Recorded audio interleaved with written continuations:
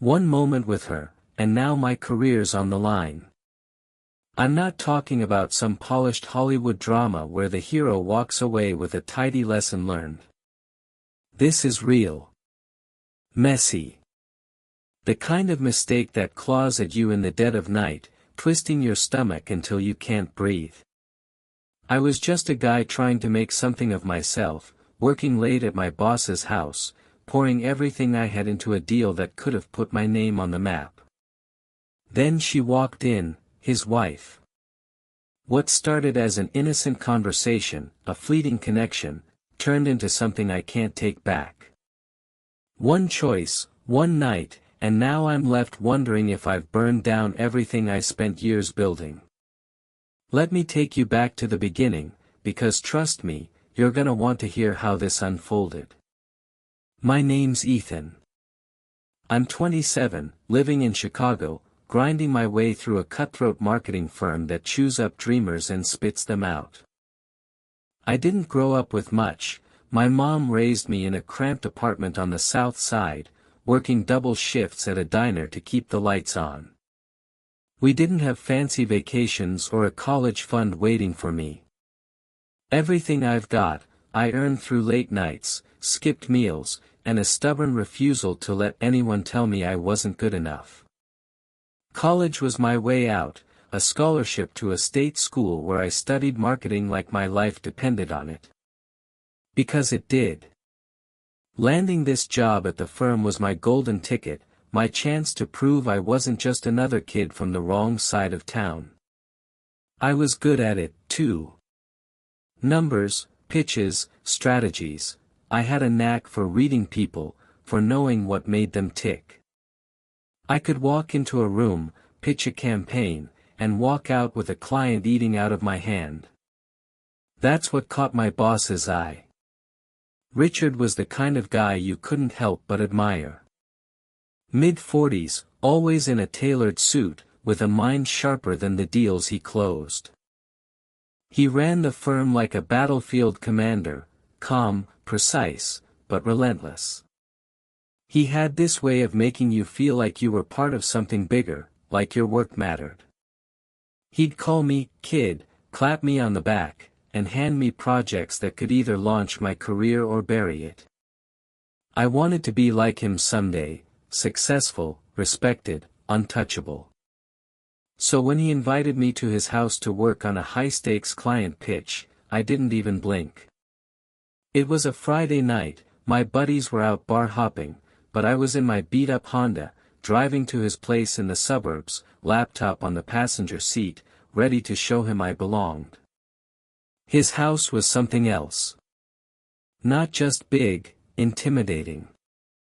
Modern, all glass and sharp angles, like it was designed to make you feel small.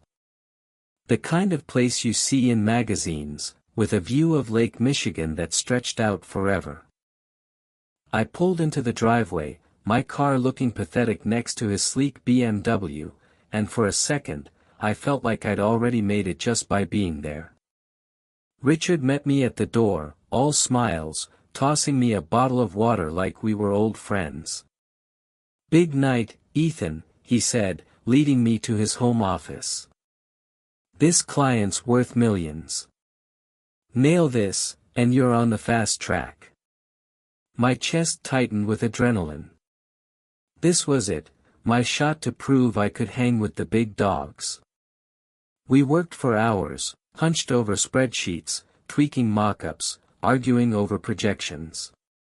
Richard was intense, firing ideas at me, testing my instincts, pushing me to think faster, sharper. I loved it, the pressure, the stakes, the feeling that I was building something real. Around 9 p.m., his phone buzzed. He glanced at it, frowned, and said, "Gotta step out for a bit. Client's got a crisis." "Keep at it, all right?" I nodded, telling him I'd be fine. He grabbed his keys and was gone. That's when I met her, Lila, his wife.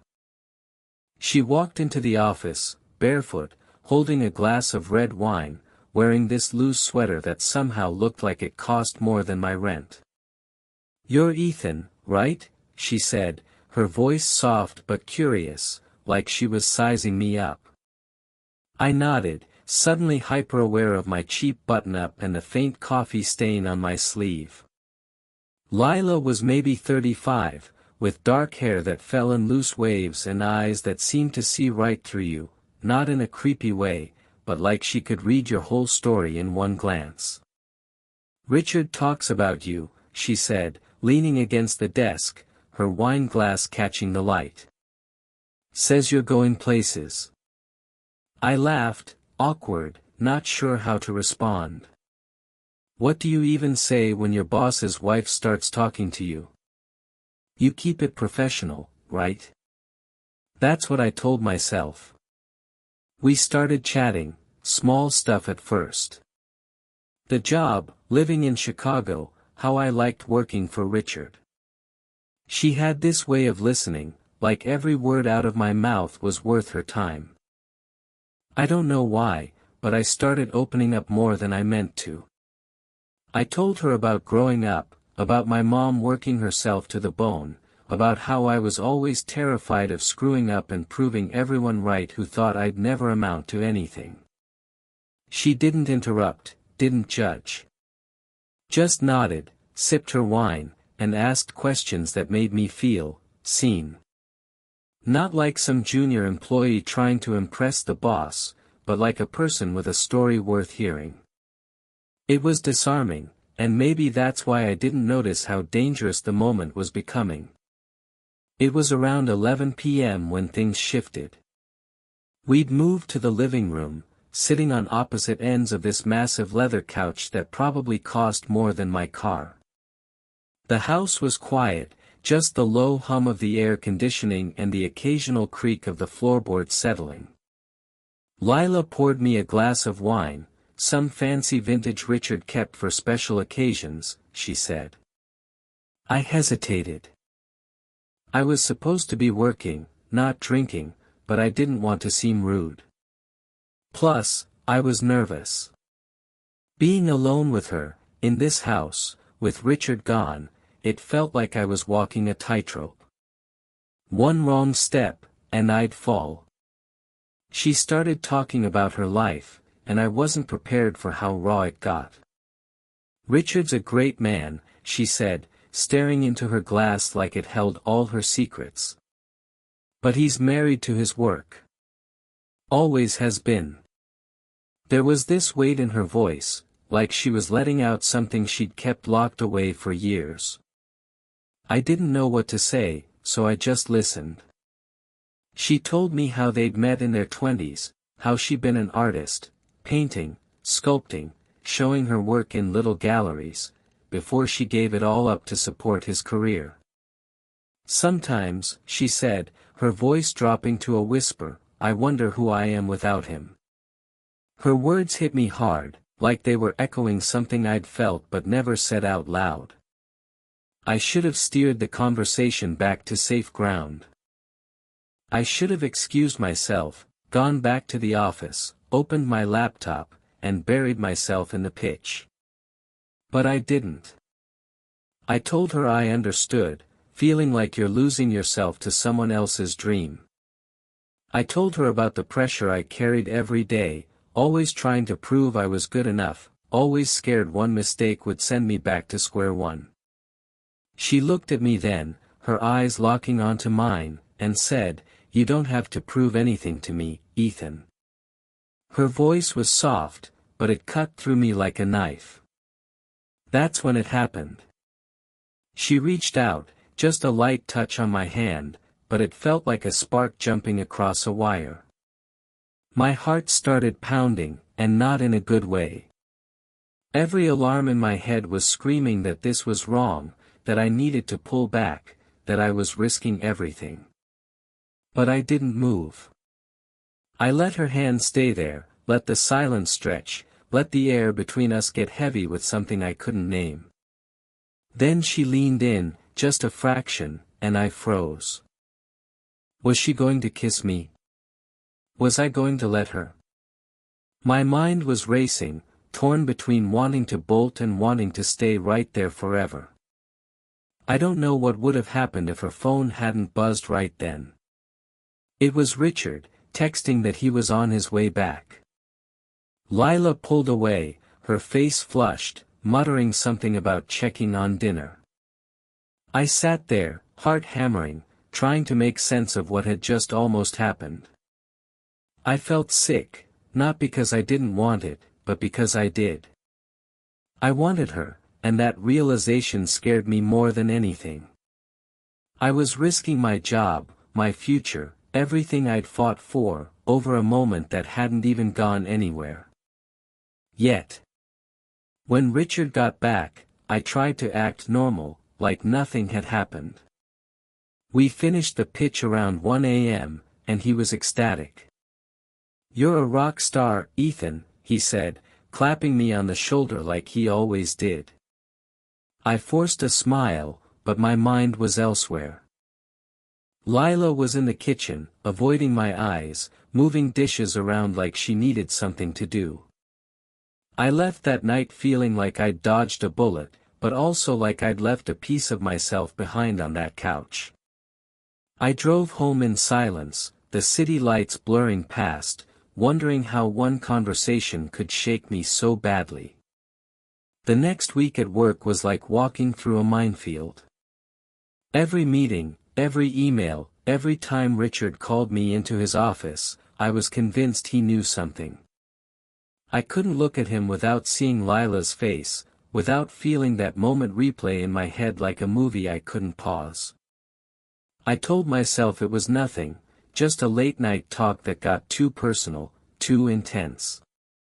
But then I'd catch myself thinking about her, wondering what she was doing, wondering if she was thinking about me.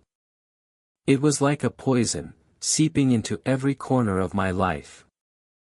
I'd be in the middle of a presentation, and suddenly I'd see her eyes, hear her voice, feel the weight of her hand on mine. It was driving me crazy. I started noticing things I hadn't before. The way Richard would mention Lila in passing, like she was just another fixture in his perfect life. The way he'd stay late at the office, leaving her alone in that huge house. I started wondering if she'd meant what she said about feeling lost, about not knowing who she was anymore. And yeah, I know how it sounds, like I was looking for an excuse to justify what I was feeling. But it wasn't just about her. It was about me, too.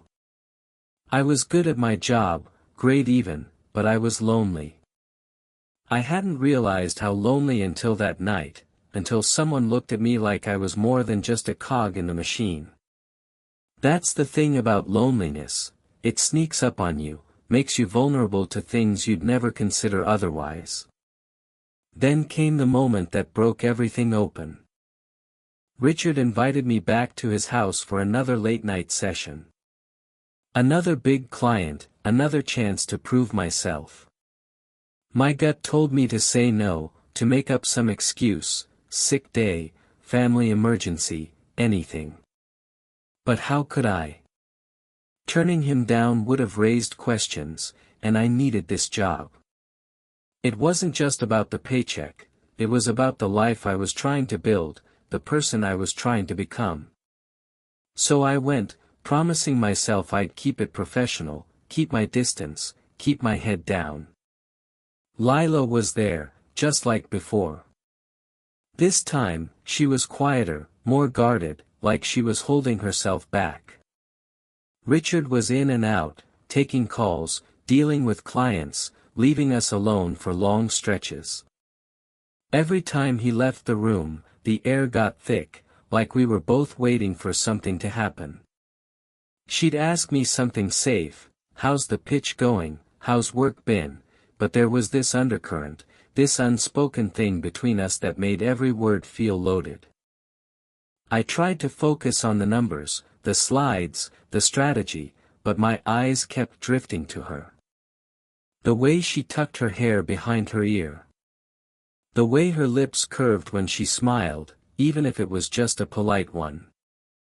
I hated myself for noticing, but it was like I couldn't stop. One night, it went too far. Richard had stepped out again, another client emergency, he said, promising he'd be back in an hour. Lila and I were in the kitchen, cleaning up coffee mugs, trying to act normal. The silence was deafening, and I could feel the tension building, like a storm about to break. She turned to me, her hands gripping a mug, and said, "Do you ever feel like you're living someone else's life?" Her voice was quiet, but it hit me like a freight train. I didn't know how to answer, but I nodded, because yeah, I knew exactly what she meant.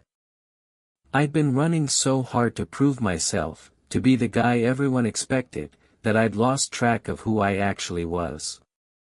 She stepped closer, close enough that I could smell her perfume, something soft, like lavender, but it made my head spin. "I don't want to feel like this anymore," she said, her voice shaky, like she was scared but pushing through it. I knew what she meant. I felt it too, this pull, this need to break free from the rules, the expectations, the weight of everything holding us back. My heart was racing, my palms sweaty, and every rational part of me was screaming to walk away. But I didn't. I don't know who moved first. Maybe it was me, maybe it was her. But suddenly we were kissing, and it wasn't gentle or hesitant, it was desperate, like we'd both been holding our breath for weeks and finally let go. My hands were on her waist, her fingers tangled in my hair, and for a moment, nothing else existed. No Richard, no job, no consequences. Just us, just this one stolen moment that felt like it could burn the whole world down. It was wrong, and I knew it, but it also felt like the most honest thing I'd done in years. Then we heard the garage door rumble open. We broke apart, gasping, my heart pounding so hard I thought it might burst. Lila smoothed her hair, grabbed a dish towel, and started wiping the counter like nothing had happened. I stumbled back to the office, my laptop open, pretending to tweak a slide while my hands shook.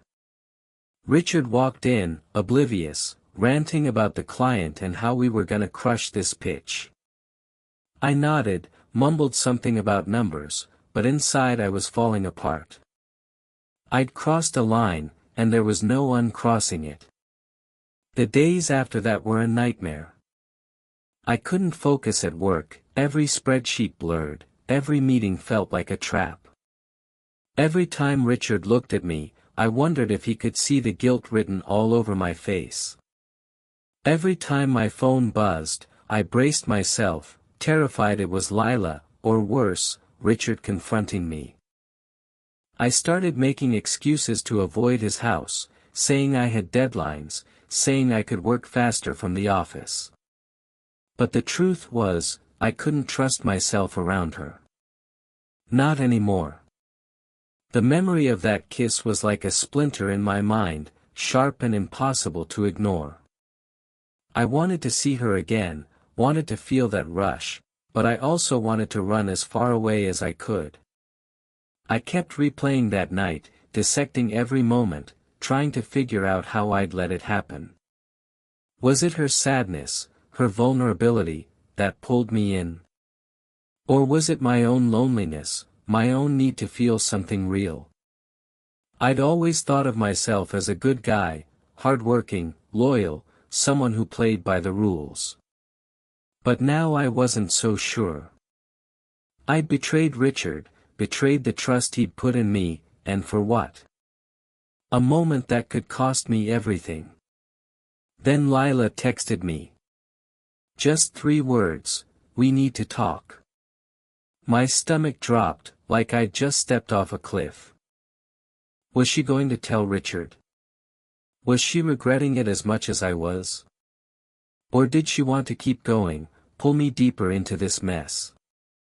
I didn't know what scared me more, the thought of losing my job or the thought of losing her, even though I knew I had no right to feel that way.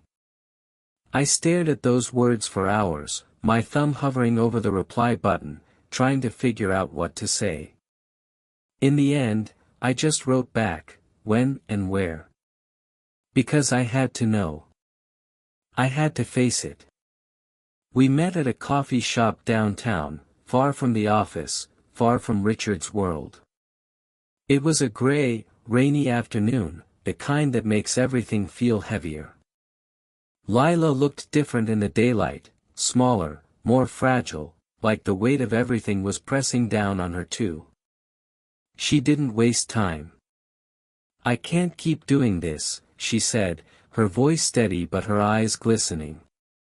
"I love Richard, even if it's not perfect. What happened, it was a mistake." I wanted to argue, to tell her it wasn't, that it meant something, but the words wouldn't come. Because deep down, I knew she was right. It was a mistake, for her, for me, for everything I'd built. But then she said something that stopped me cold. "Richard knows something's off. He asked me if I was okay, if something happened while he was gone." My blood turned to ice. I pictured him piecing it together, his sharp mind connecting dots I hadn't even considered. I saw myself in his office, him staring me down, telling me I was done. Or worse, him not saying anything, just letting me twist in the wind, knowing I'd betrayed him. "I didn't tell him," Lila said quickly, seeing the panic on my face. "But we can't see each other anymore. Not like that." Her voice cracked, and for a second, I saw the same conflict in her that I felt in myself, wanting something we couldn't have, knowing it would destroy us if we tried. I nodded, numb, my coffee untouched in front of me. I wanted to hate her, to blame her for starting this, for making me feel something I couldn't control. But I couldn't. I'd wanted it just as much. I'd let myself fall into this, knowing it was wrong, knowing it could ruin me. And now I had to live with the consequences. I quit the firm a month later. Not because Richard found out, he never did, as far as I know. But because I couldn't look at him anymore without feeling like a fraud. I couldn't sit in meetings, shaking his hand, laughing at his jokes, pretending I hadn't kissed his wife in his own house. Every time I saw him, it was like a knife twisting in my gut. I took a job at a smaller company, less pay, less prestige, starting from scratch all over again. Lila and I never spoke after that coffee shop. Sometimes I wonder if she thinks about me, if she carries the same guilt, the same what-ifs. But I'll never know, and maybe that's for the best. Looking back, I'm still not sure what I regret more, the kiss itself or the way it changed me. I used to be so sure of myself, so driven, so certain I could outwork any obstacle. Now, I'm not that guy anymore. I second-guess everything, wonder if I'm capable of screwing up this badly again. Maybe that's the real price of crossing a line. You lose a piece of who you thought you were, and you spend the rest of your life trying to find it. So I'm asking you, would you risk your job for a forbidden moment? Comment below, and let me know what you'd do. Because trust me, when you're standing on that edge, it's not as simple as it seems.